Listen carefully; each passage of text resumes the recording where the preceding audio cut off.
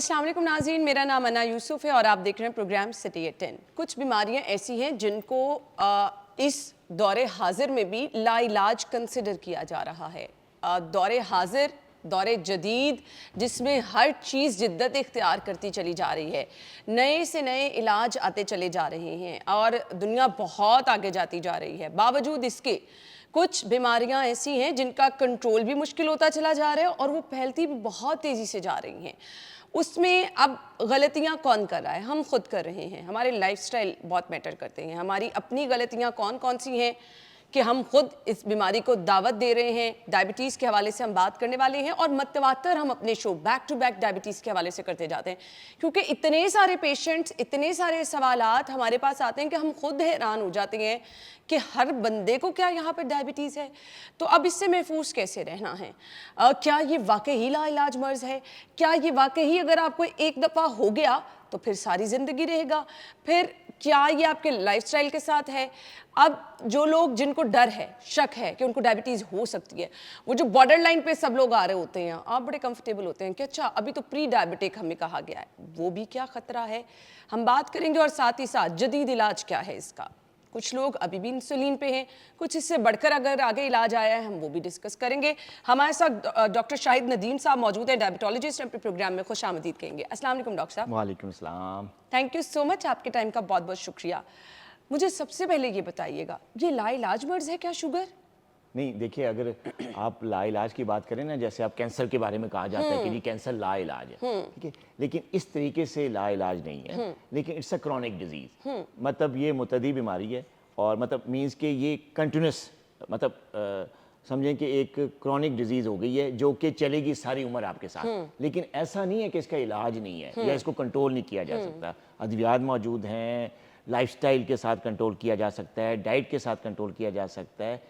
तो ये जो लाइलाज का लफ्ज़ है वो डायबिटीज़ के साथ नहीं है। हाँ, ये कह सकते हैं कि ये ख़त्म नहीं होगी, एक दफ़ा शुरू हो जाए तो फिर इसको कंट्रोल करना पड़ता है, फिर ये ख़त्म नहीं होगी, जड़ से खात्मा नहीं हो सकता। डॉक्टर साहब, कैंसर तो मौत के मुंह में ले जाता है, डायबिटीज़ भी अनकंट्रोल मौत के मुंह में ले जाती है? देखिए, अगर अनकंट्रोल डायबिटीज़ अगर चलेगी, चाहे वो टाइप 1 है या टाइप 2, डिफरेंट टाइप्स की डायबिटीज़ है, चाहे टाइप 1 है टाइप 2 है, अगर अनकंट्रोल चलेगी, उसको प्रॉपर्ली मैनेज ना किया जाए, शुगर लेवल्स का ख्याल ना किया जाए, तो कुछ ऐसी पेचीदगियाँ, कुछ ऐसी कॉम्प्लिकेशंस बॉडी में होना शुरू हो जाती हैं जो कि आपको मौत के मुंह में ले जा सकती है। मसलन हार्ट प्रॉब्लम जी बिल्कुल हो जाता है, किडनी प्रॉब्लम हो जाता है अगर आप कंट्रोल नहीं करेंगे। फेल हो गई, हार्ट फेल हो गया, ये अनकंट्रोल। आप भी कह रहे होंगे मैं इतने खौफनाक क्वेश्चन पूछ रही हूँ, बट हमने ना लोगों को थोड़ा सा अवेयर करना है कि ये बहुत बड़ा खतरा है। आप समझते हैं ना कि अच्छा नॉर्मल है, जो मर्जी खा पी लो, बाद में इंसुलिन लगा लो, दवाई खा लो तो कोई मसला नहीं है, बट ये बहुत सीरियस इशू है।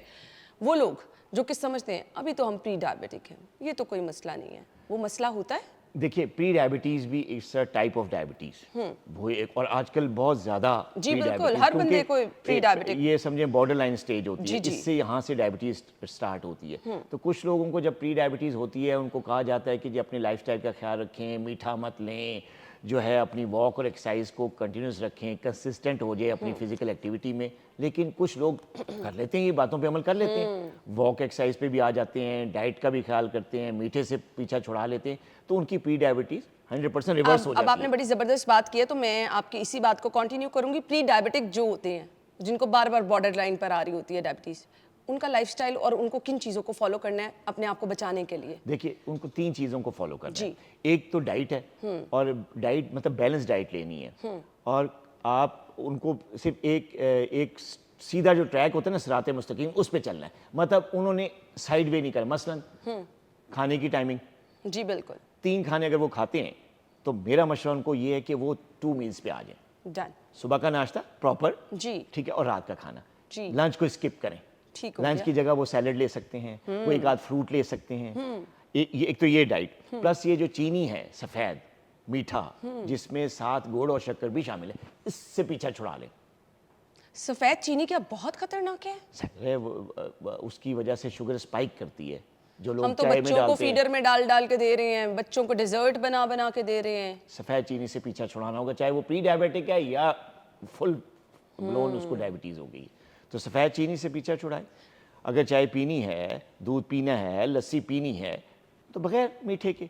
और अब यकीन करें 10, 15, 20 दिन लगते हैं जिस्म इस आदत को अडेप्ट कर लेता है। Exactly. पहले आपको चीनी की क्रेविंग होती है, लेकिन अगर आप कंटिन्यूसली चीनी से पीछा छुड़ाएंगे तो 10-15 दिन में आप जब आप परहेज करेंगे तो फिर आपको चीनी बुरी लगने लगेगी।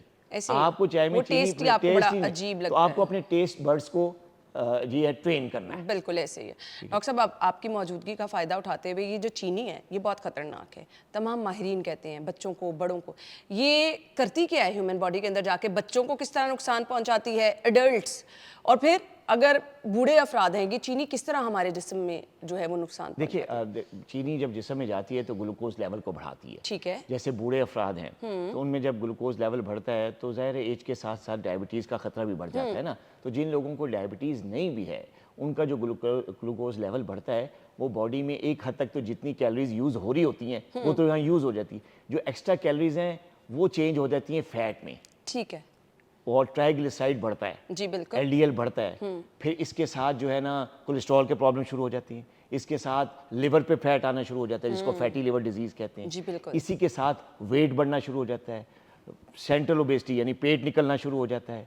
इसी के साथ जब बॉडी में एक खास प्रोसेस होता है जिसको कहते हैं इंसुलिन रेजिस्टेंस, वो डेवलप हो जाती वो है। develop हो क्योंकि इंसुलिन स्पाइक करती है ना, जैसे ही चीनी अंदर जाती है बॉडी में, मीठा, जी। चाहे वो एडल्ट ले रहा है, बूढ़ा आदमी ले रहा है, बच्चा ले रहा है, तो इंसुलिन स्पाइक करती है। ठीक तो है। इंसुलिन लेवल जब स्पाइक करती है तो उसके साथ बॉडी में चेंजेस आती हैं, ठीक है। इंसुलिन रेजिस्टेंस भी ये बढ़ती है। एक चीनी का नुकसान डॉक्टर साहब बता रहे हैं कि क्या है। डॉक्टर साहब, हम तो बड़े आदी हैं खाने के साथ ड्रिंक्स ले रहे हैं। अब हम किसी ड्रिंक का नाम नहीं लेंगे, बट बच्चों को हम डब्बे वाले जूस ले देते हैं, खाने के साथ ड्रिंक्स ले रहे हैं। आजकल वैसे ही गर्मी का मौसम है, आप बाहर से शरबत और मशरूबात, तो ये तो सब चीनी से चीनी भरे से हुए बने- हैं। बने तो ये जा रहे हैं। इतना नुकसानदेह है। आप 2 ग्लास शरबत पी लें एग्जैक्टली तो ये तो आपके लिए बड़ा नुकसानदेह है। बहुत नुकसानदेह है। इसीलिए तो कहते हैं कि इन मशरूबात से आप, और लोग समझते ही हैं कि उनमें एक बहुत बड़ी मिथ है या गलत फहमी है लोगों में कि जी ये गर्मी जो है या जो टेम्परेचर अगर 40 डिग्री तक आया हुआ है तो आप ठंडा कोई शरबत पी लेंगे, मशरूब पियेंगे तो उससे गर्मी खत्म हो जाएगी। ऐसा नहीं है, टेम्परेचर बाहर 40 ही रहेगा। आप 4 गिलास जूस के पी लें, गर्मी उतनी ही रहेगी। हाँ, अगर आपने कोई हेल्दी ड्रिंक पीना है वाकई जो आपको फायदा है तो नींबू पानी पिए, नींबू पानी पिए, लस्सी बिल्कुल, पिए, बिल्कुल बिल्कुल। फीकी लस्सी पिए, नमकीन लस्सी पिए, और आप नींबू पानी पिए। खासतौर पे डायबिटिक पेशेंट, तो डायबिटिक पेशेंट क्या करते हैं गर्मियों में, गर्मी कम होती है जी, मशरूब पिए, मशरूब पी लिए। तो यहाँ से फिर शुगर स्पाइक करती है और फिर उनकी सेहत मुतासर होती है। शदीद गर्मी डायबिटिक जो पेशेंट हैं उनको ज़्यादा मुतासर करती है। एग्जैक्टली उनको ज़्यादा मुतासर कर सकती है। वो इस वजह से कि जो डायबिटिक पेशेंट्स होते हैं, जो ओरल मेडिकेशंस पे होते हैं या इंसुलिन पे होते हैं, उनकी शुगर फ्लक्चुएट करती है गर्मी की वजह से। कैसे फ्लक्चुएट करती है? बाज़ औक़ात हाइपोग्लाइसीमिया, लो शुगर लेवल हो जाता है, बाज़ औक़ात हाई शुगर लेवल होता है, हाइपरग्लाइसीमिया। और वजह उसकी क्या है कि गर्मियों में ज़ाहिर है पसीना ज़्यादा आता है, डिहाइड्रेशन होती है, जी। लोग पानी पीने से कतराते हैं, इतना पानी नहीं पीते जितना पीना चाहिए, काम की ज़्यादती की वजह से या मसरूफियत की वजह से। तो जब डिहाइड्रेशन होती है तो ब्लड बिकम थिक, जब थिक हो जाता है तो उसमें शुगर लेवल बढ़ता है, ठीक है। शुगर लेवल स्पाइक, मतलब आपके रीडिंग्स बिल्कुल। जो हैं वो हाई शोक होती हैं। इसके साथ क्या होता है कि जब गर्मियों में बंदा कोई फिजिकल काम करता है तो पसीना आता है, पसीना आता है। कैलोरीज टेम्परेचर की वजह से ज़्यादा बर्न होती हैं। जब कैलोरीज ज़्यादा बर्न होती हैं तो शुगर जो है वो बॉडी में फॉल करती है, लो हो जाती वो है, फिर शुगर पेशेंट कहते हैं हमारे हाथ पाँव हाथ कांप पाँव रहे कांपने लगते हैं, उनको कमज़ोरी फील होती है, उनको पसीना ठंडा आना शुरू हो जाता है, उनको समझ आना जो है ना, कंसंट्रेशन उनकी चेंज होती थी। बाज़ लोग तो बेहोशी में चले जाते हैं हाइपोग्लाइसीमिया की वजह से। तो गर्मी जो है वो 2 तरीके से इफेक्ट करती है पेशेंट को, डायबिटिक पेशेंट को। फ्लक्चुएट करती है लेवल्स, लो भी जा सकते हैं, हाई भी जा सकते हैं। ठीक है। तो गर्मी में शुगर पेशेंट को ज़्यादा एक्टिव रहना है, अपनी शुगर लेवल मेंटेन रखने हैं। अगर आप आउटडोर एक्टिविटी करने वाला आपका कोई काम है तो आपको ज़रूर इन चीज़ों को मॉनिटर करना है। बाकी चीनी कितनी खतरनाक है वो भी हमने आपको बता दिया। एक ब्रेक ले लें, ब्रेक के बाद वापस आते हैं।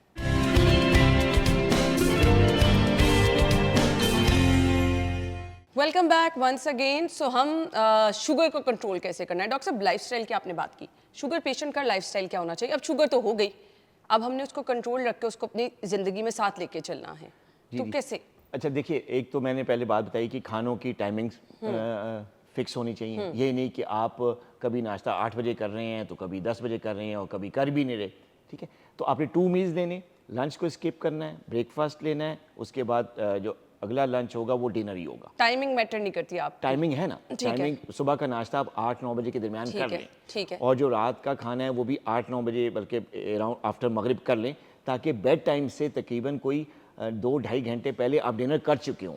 क्योंकि कुछ लोगों को देखा है कि डिनर करते हैं साथ ही बेड पे आ जाते हैं, ये चीज़ बड़ी शुगर लेवल को स्पाइक करती है, क्योंकि एक्टिविटी होती नहीं, और ऐसे लोगों का फिर जो फास्टिंग शुगर लेवल है वो बहुत ज़्यादा होता है। ठीक है। तो लिहाजा आपने टाइमिंग इस तरह रखनी है कि सुबह का नाश्ता 8, साढ़े 8 या 9 बजे तक कर लें आप।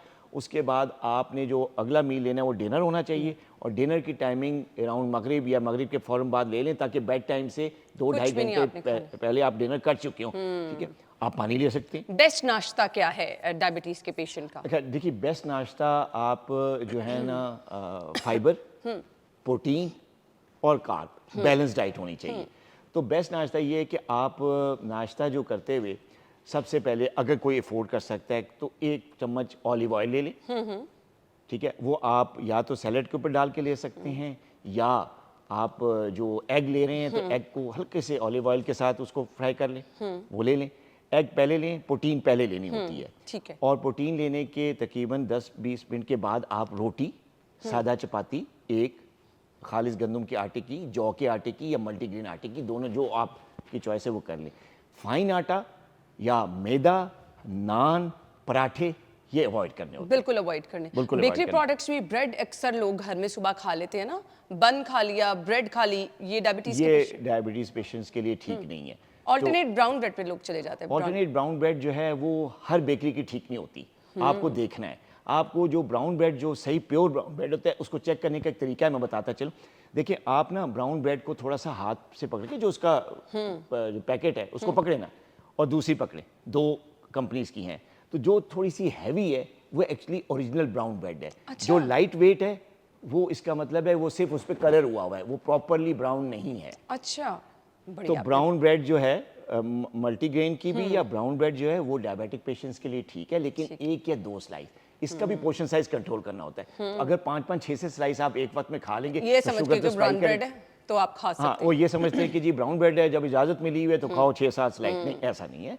कम से कम बस 2 स्लाइस या 1 स्लाइस के साथ आप एक फ्राई एग के साथ, हल्के ऑलिव ऑयल के साथ फ्राई किया हुआ, या बॉयल एग पहले ले लें, साथ किसी भी घर के सालन के साथ आप 2 ब्राउन ब्रेड के स्लाइस ले लें, या छोटी सी खालिस गंदम की चपाती ले लें। ये आपका नाश्ता होना चाहिए। ठीक है, ठीक है। अच्छा, अब बात करते हैं लंच की। लंच मैंने बताया कि स्किप होगा, रोटी चावल लंच में अवॉइड करें। बहुत कभी कभी अगर कोई पार्टी है ऑफिस में, किसी ने, चलो 1 दफ़ा 8 दफ़ा तो आप खा लें, वीक में अगर 1-8 दफ़ा हो जाए, लेकिन आप अवॉइड करें। उसकी जगह आप सैलड लें। ठीक है, 1 गिलास नमकीन लस्सी ले सकते हैं बगैर चीनी के आप, या कोई भी फ्रूट। आजकल हम डायबिटिक पेशेंट्स को हम कहते हैं कि आड़ू, अमरूद, सेब, ये इनके लिए बेस्ट फ्रूट्स हैं। तरबूज नहीं खा सकते? तरबूज खा सकते हैं, लेकिन अगर आपका शुगर लेवल कंट्रोल्ड है, या पोषण कंट्रोल पोषण कंट्रोल करके 1-8 फाड़ी आप तरबूज की भी ले सकते हैं। फ्रूट, गर्मियों में फ्रूट तो बहुत सौगात है, जी, तो बिल्कुल, गर्मियों में लंच में आप रोटी चावल को अवॉइड करके आप फ्रूट ले सकते हैं। ठीक है। अच्छा, अब बात करते हैं डिनर की।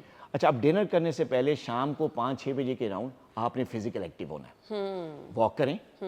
एज अगर आपकी यंग है तो जिम जाएं, मतलब कोई ना कोई physical activity according to your age. ठीक है। बहुत बूढ़े लोग हैं, बाहर नहीं जा सकते, घुटनों का प्रॉब्लम है, नहीं कर सकते, कुर्सी पे वेट भी बैठ के डायबिटिक पेशेंट का डॉक्टर साहब ज्यादा होता है, तो कुर्सी पे बैठ के घर में आप योगा एक्सरसाइजेस कर सकते हैं। ठीक है, आप जो ट्रेडमिल जो है घर में अगर है उस पर आप एक्सरसाइज करते हैं। ट्रेडमिल साइकिल होती है, बाईसाइकिल, जी, बिल्कुल। उस पर पीछे टेक वाली है। अगर बैक का प्रॉब्लम है, एज ज़्यादा है, तो अम्मी जी जो हैं वो साइकिलिंग कर सकती हैं। लेकिन फिजिकल एक्टिविटी मस्ट है। ठीक है। ये डायबिटिक पेशेंट्स के लिए समझें एक जो है वो सब इसके बगैर तो कॉन्सेप्ट है ही नहीं, पॉसिबल है कि शुगर कंट्रोल है। शुगर कंट्रोल रहे। ठीक है, रात के खाने की तरफ। रात के खाने से पहले आपने वो ये आपने कर लिया। अच्छा, एक चीज़ ये है कि डिनर जब आप लेंगे तो कोशिश करनी है कि मगरिब के अराउंड डिनर लें, और ऐसे डिनर लेना है कि आपके बेड टाइम से और डिनर के दरमियान कम से कम 2 घंटे का फासला हो।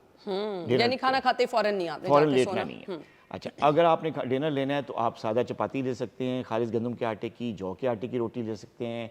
अगर आपने चावल खाने हैं तो बॉइल्ड राइस भी आप ले सकते हैं पोषण कंट्रोल के साथ। बॉइल्ड राइस कैसे करने? 2-3 दफ़ा चावल को उबाल कर पानी निकाल दें, पिच जिसे कहते हैं वो निकाल दें, और साथ वो चावल जो है घर के किसी भी सालन के साथ ले सकते हैं। डॉक्टर साहब, मैंने तो सुना है चावल बहुत ज्यादा खाने वालों को शुगर हो जाती है। देखिए, चावल जो है ना, उसका जो कुकिंग मेथड है वो उसको पॉइजनस बनाता है। ठीक है, अगर आप चावल पुलाव की शक्ल में हैवी ऑयल में बनाए हुए हैं बिरयानी या खा रहे हैं। बिरयानी हैं या इस टाइप के चटपटे खाने, और जो कि इतने जायकेदार होते हैं कि बंदा जब खाने बैठता है तो उसे 2-3 प्लेटें खाए हाथ बगैर वो नहीं रोक रुकता ही सकता, नहीं। तो ये चीज़ फिर शुगर लेवल स्पाइक करती है। अगर वाइट राइस होगा, ज़ाहिर है वो तो उसमें मसाला नहीं होता ना, तो वाइट राइस सादा राइस है, ठीक है, उसमें से अगर आप 2-3 दफ़ा पानी निकाला हुआ है तो उसका कार्बोहाइड्रेट कंटेंट नीचे चला जाता है, तो उससे शुगर भी स्पाइक नहीं करती। और उससे पहले वाइट राइस खाने से पहले आप थोड़ा सा सैलड ले लें।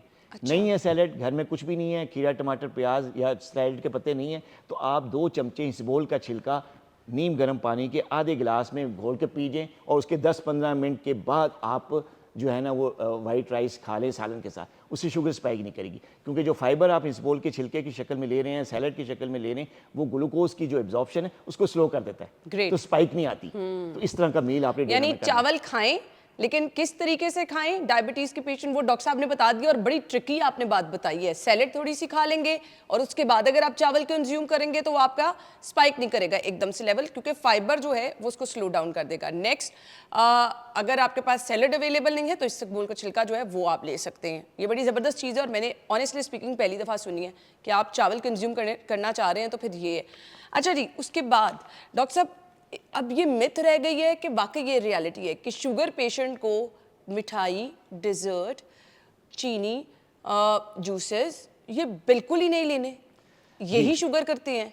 जी देखिए, ये जो मिठाई है, केक्स हैं, और यही दिल कर ब्राउनीज रहा हैं, होता है बार बार शुगर पेशेंट का खाने को। वो क्रेविंग्स होती हैं। हाँ, क्रेविंग्स ज़ाहिर होती है हैं। आपको आपने जब कभी छोटे बच्चे घर में होते हैं ना, तो आप किसी चीज़ से उनको मना करें ना, वही तो काम उनको करते वही काम करते हैं, क्योंकि वो एक तजस्सुस होता है उनके दिल Exactly. में ना। तो इस तरह इंसानी बॉडी में भी नेचुरली अल्लाह की तरफ से एक तजस्सुस है। तो बॉडी को जब कोई चीज़ नहीं दे रहे ना आप, बॉडी तो इंसान की तीनों खानों के लिए बनी है ना, उसको गोश्त भी खाना है, उसको फैट भी लेना है, उसको कार्बोहाइड्रेट भी लेने। तो जब एक चीज़ आप डेफिशिएंट कर देंगे, मीठा उस निकाल देंगे, तो बॉडी फिर कुछ मांगी, सही तजस्सुस तो बिल्कुल, होगा, तो वो बिल्कुल। क्रेविंग्स होती हैं, मीठे की क्रेविंग्स होती है। तो हम ये कहते हैं कि अगर आपको मीठे की क्रेविंग हो रही है तो आप खीर बनाएं, चीनी ना डालें, स्टीविया डाल दें, आर्टिफिशियल स्वीटनर डाल दें, मीठे की क्रेविंग भी बेस्ट खत्म हो जाएगी। अल्टरनेट है। जी, ये बेस्ट ऑल्टरनेट है ये स्टीविया। स्टीविया के साथ, क्योंकि स्टीविया जो है नेचुरली प्लांट बेस्ड मीठा है, जी। तो वो शुगर स्पाइक नहीं करता, ना उसमें कोई आर्टिफिशियल चीज़ है, ना कोई केमिकल है, तो वो बेस्ट है। तो आप कभी कभी जो क्रेविंग होती है वो आप स्टीविया डाल के आप उसकी क्रेविंग कर सकते हैं, लेकिन इसका ये मतलब नहीं है कि आप मिठाइयाँ खाएं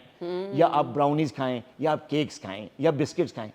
आजकल ना मुझे गन्ने का रो जगह जगह लगा नजर आ रहा है। डायबिटीज के पेशेंट तो उसके पास नहीं नहीं जा नहीं, सकते। गन्ना तो ज़ाहिर है चीनी किससे बनती है, बहुत गुड़ खतरनाक किससे है फिर बनता ये। है? बहुत खतरनाक है शक्कर ये। किससे बनती है? Obviously गन्ना। गन्ने से तो गन्ना और उसकी बनी हुई जितनी भी प्रोडक्ट्स हैं वो मना शुगर पेशेंट उसके पास भी ना है। जाए। पास भी ना जाएं, उसको देखे भी ना। अनकंट्रोल्ड शुगर किन बड़ी बीमारियों की तरफ ले जाती है? देखिए, जैसे कि मैंने पहले अर्ज़ किया कि जो अगर डायबिटीज़ आपकी प्रॉपर्ली कंट्रोल्ड है, तो कई मेरे हज़ारों पेशेंट, लाखों पेशेंट मेरे ऐसे हैं जिनको डायबिटीज़ बचपन में हुई थी।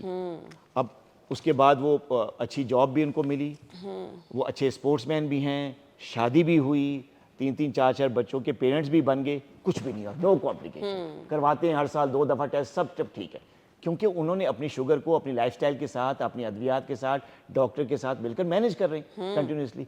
तो कई ऐसे लोग हैं जिन्होंने अपनी शुगर का ख्याल नहीं रखते, उसको प्रॉपर्ली ध्यान नहीं देते और बिल्कुल लापरवाही के साथ ज़िंदगी गुजारते हैं, फिर उनमें कॉम्प्लिकेशंस आती हैं, पेचीदगी आती है। सबसे बड़ी कॉम्प्लिकेशन जो आजकल बड़ी कॉमन है वो माइक्रोवैस्कुलर डिजीज़ उसको हम कहते हैं, वो है डायबिटिक नेफ्रोपैथी।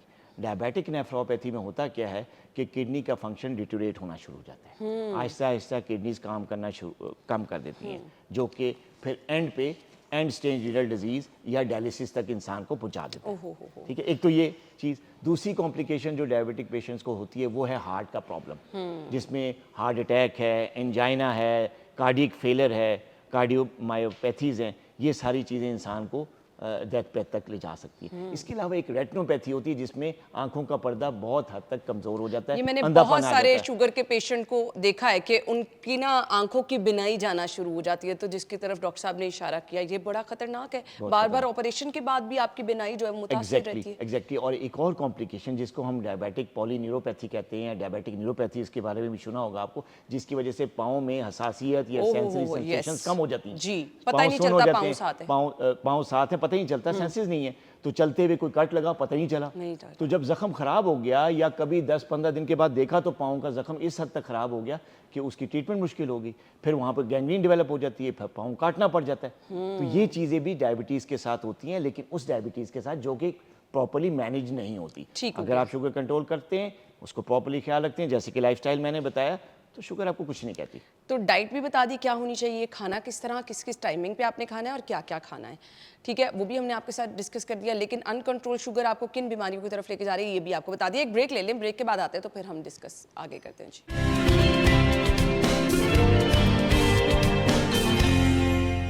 खुश आमदीद आपको एक बार फिर से कहेंगे। बड़ा अहम सवाल है और सब लोगों को गौर से सुनना है। ये डायबिटीज़ जो है प्रेजेंट करती है 25-26 साल के बाद, 30 साल की, 35 साल की उम्र में। डॉक्टर साहब नॉर्मली लोगों में इसी तरह से प्रेजेंट करती है।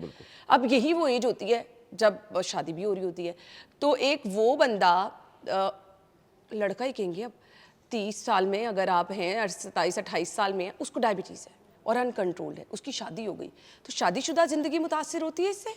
देखिए, अगर डायबिटीज़ के बाद शादी होगी, आप कह रहे हैं एडल्ट एज में टाइप 2 डायबिटीज़ होगी, तो अगर प्रॉपर्ली मैनेज किया जाए। अब देखिए, यहाँ पे दो चीज़ें मिथ हैं जो कि आम लोग समझते हैं कि अगर शुगर हो गई है किसी को, तो वो अगर शादी करेगा तो उसको शादी नहीं करनी चाहिए क्योंकि शादीशुदा ज़िंदगी कामयाब नहीं हो सकती क्योंकि उसको शुगर होगी। ऐसी बात नहीं है, मेडिकल साइंस इसके बिल्कुल खिलाफ है।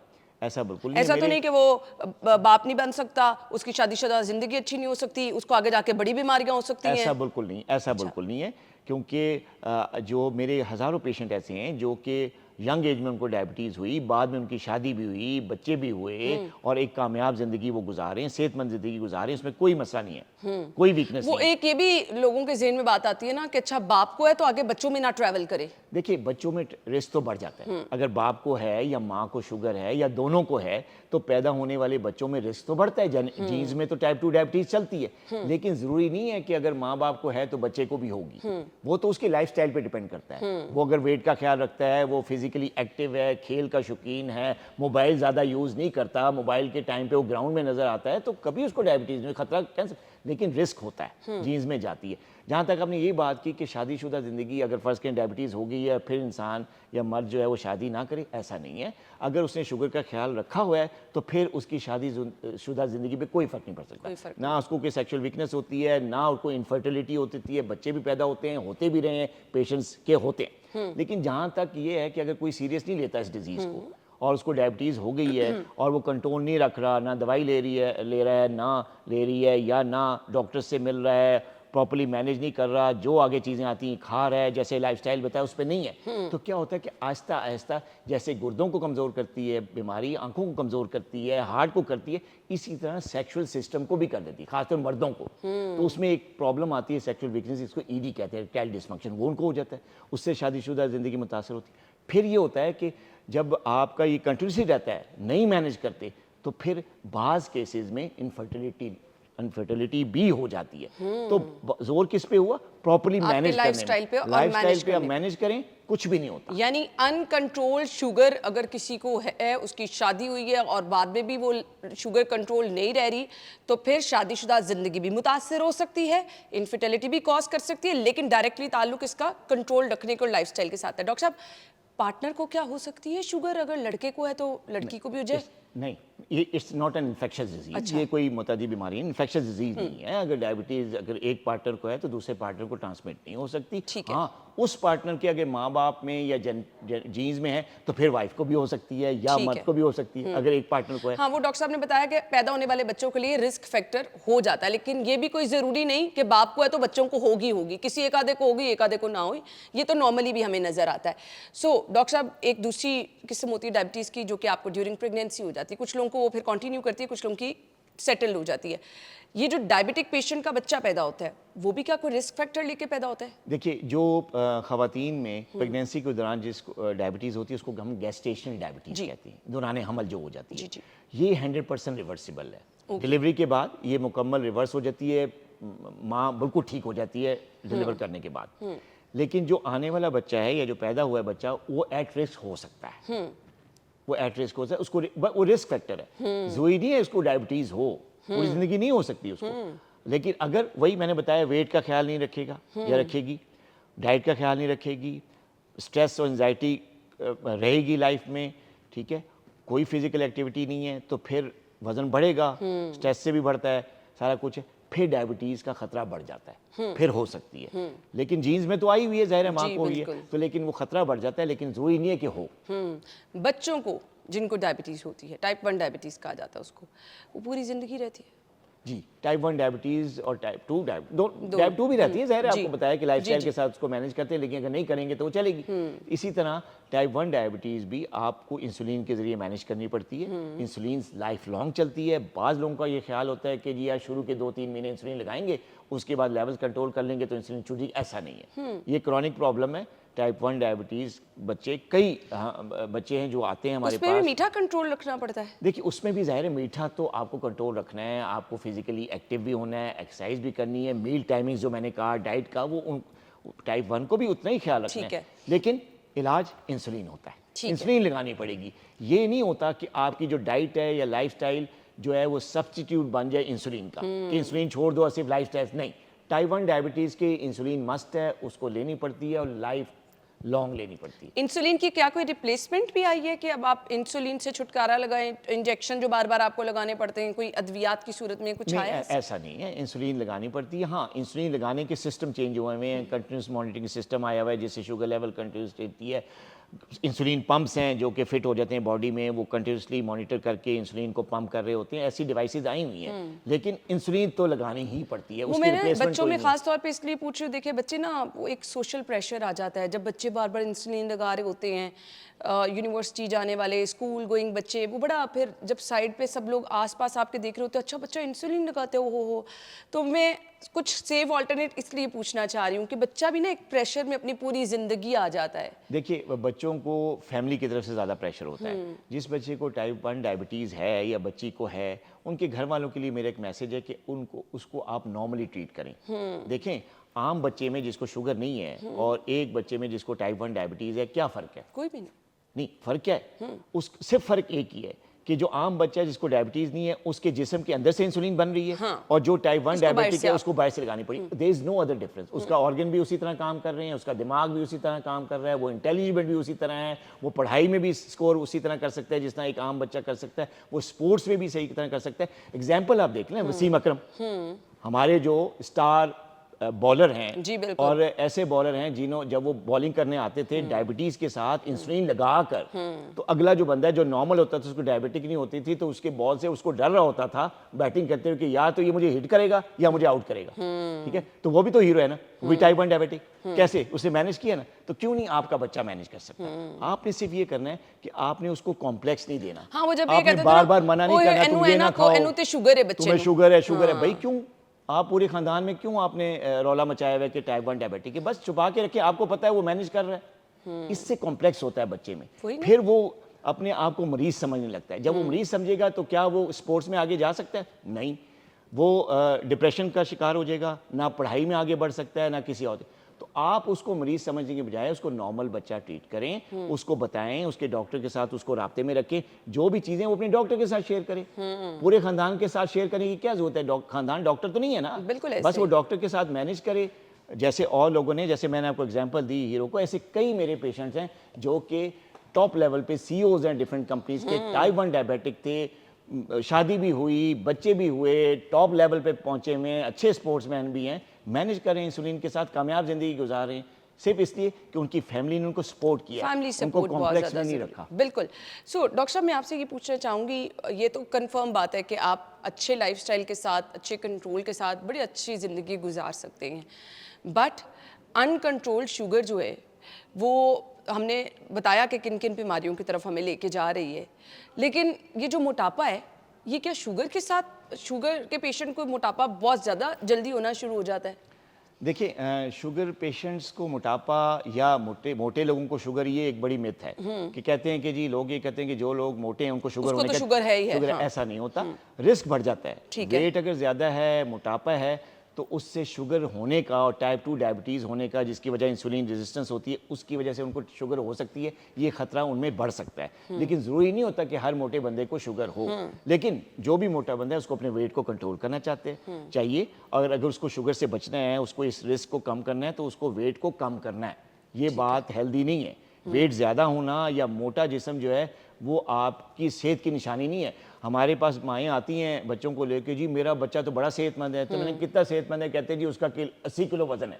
तो मैंने कहा आपका ख्याल है कि 80 किलो वज़न जो है वो सेहत की निशानी है? कहते हैं हाँ जी।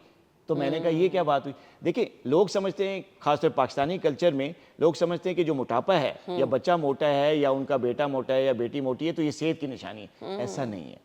मोटापे के साथ कई चीज़ें जिस्म में ऐसी आती हैं जो कि इंसान को बीमार कर सकती हैं। ऊपर से सामने से मोटा दिखता हुआ सेहतमंद नज़र आता है, अंदर उसको मेटाबॉलिक प्रॉब्लम्स होती हैं। इसी तरह जो पतला स्मार्ट बच्चा है वो आपको कमज़ोर नज़र आ रहा है तो आगे से, लेकिन अंदर से वो बिल्कुल फिट होता है। तो लिहाजा आप मोटापे को या ज़्यादा भारी जिस्म ये को ना कि सेहत की हमारा बच्चा निशानी बहुत खूबसूरत लग रहा है, वो नुकसान की इलामत भी हो सकता है। हम ब्रेक के बाद आपको ज्वाइन करेंगे।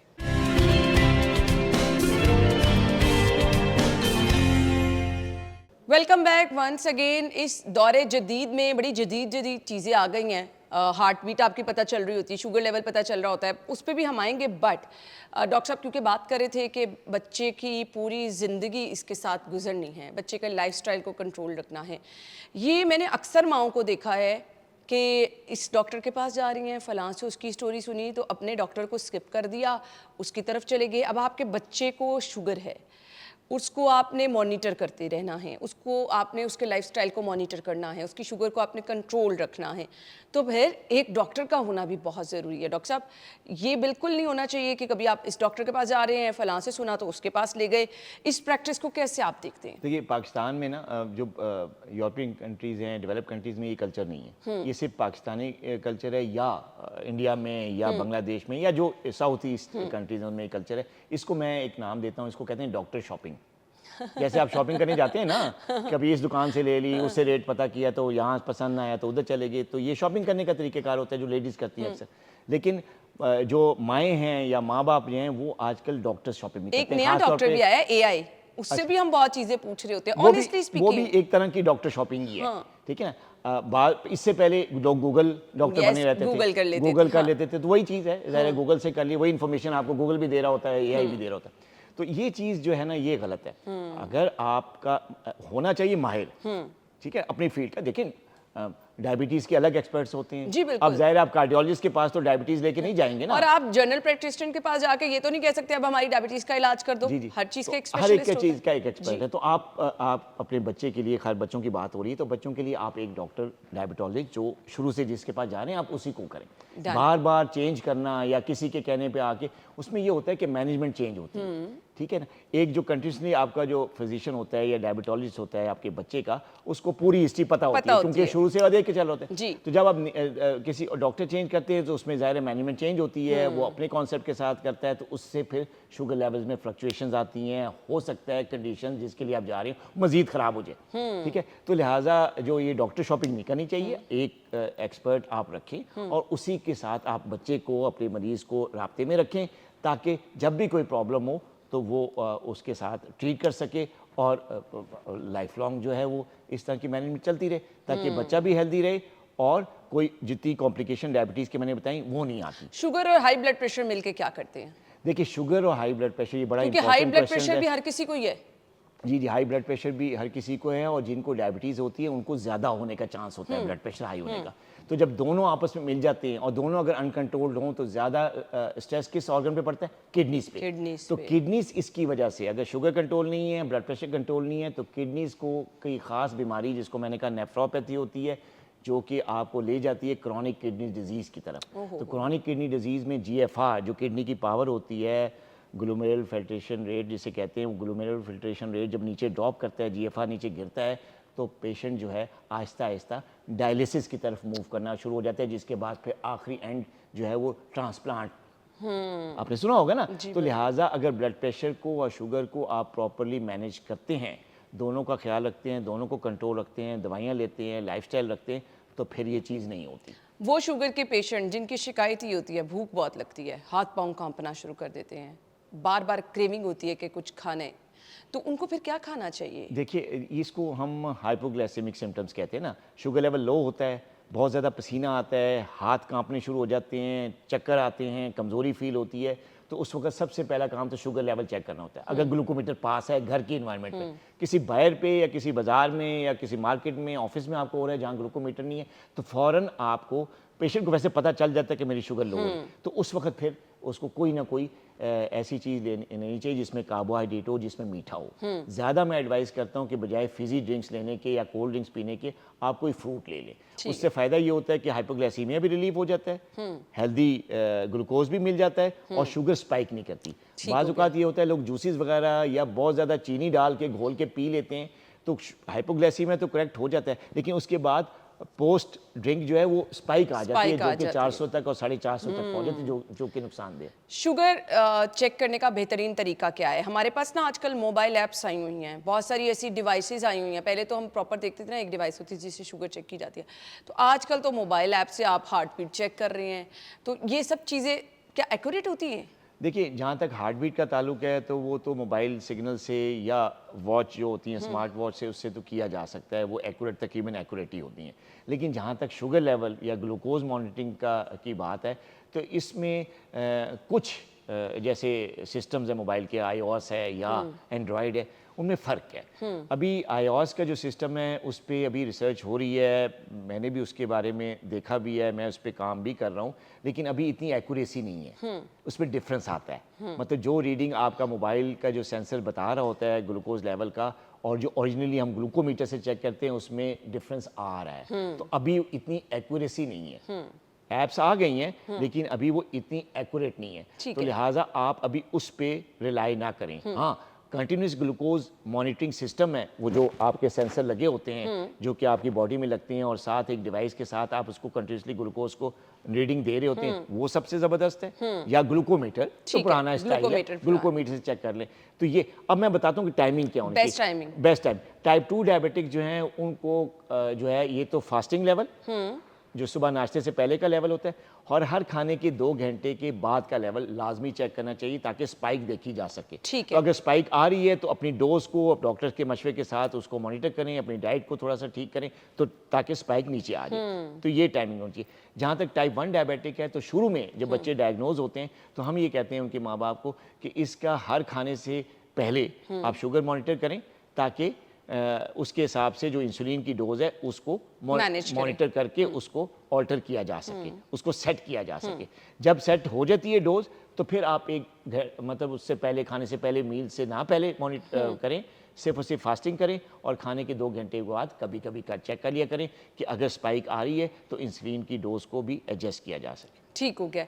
डॉक्टर साहब, क्या वॉक से ख़ास तौर पर वो आप दिन में किसी भी टाइम कर रहे हैं, रिवर्स किया जा सकता है आप डायबिटीज़ को? देखिए, रिवर्सल से क्या मुराद है आपकी? पहला सवाल तो ये ख़त्म किया जा सकता? नहीं, वॉक से ख़त्म नहीं किया जा सकता, शुगर को कंट्रोल किया जा सकता है। कोई भी ऐसा दावा आजकल बड़े जो है ना वो नीम हकीम कह लें या ऐसे सोशल मीडिया पे दावे सामने आते हैं, हर कोई उठ के कह रहा होता है। हर्बल मेडिसिन बहुत सारी हर्बल मेडिसिन है, कोई कहता है जी मैं एक्सरसाइज का माहिर हूँ तो आप एक्सरसाइज कर लें, दवाइयाँ छोड़ दें, डॉक्टर छोड़ दें, या मैं डाइट का माहिर हूँ, डाइट ये ले लें, बाकी सब कुछ छोड़ दें, मेरी डाइट लेंगे तो बस ये ख़त्म हो जाएगी। ऐसा नहीं है। जैसे कि हमने प्रोग्राम के शुरू में कहा कि बीमारी अगर टाइप 2 डायबिटीज़ या टाइप 1 डायबिटीज़ आ जाती है तो वो कभी भी रिवर्स नहीं हो सकती, कंट्रोल हो सकती है। जो रिवर्सल का वर्ड है वो उनके टेस्टों के लिए तो ठीक है, आप अपने टेस्ट रिजल्ट्स जो है रिवर्स कर सकते हैं। आप नॉर्मल लेवल पे ले आएँ, फास्टिंग नॉर्मल लेवल पे ले आएँ, रैंडम लेवल नॉर्मल पे ले आएँ, HbA1c नॉर्मल पे ले आएँ, लेकिन इसका ये मतलब नहीं कि डायबिटीज़ आपकी 100% क्योर होगी। क्योर और रिवर्सल को ये जो है ना, इस वर्ड्स का जो है ना गलत इस्तेमाल किया जाता है।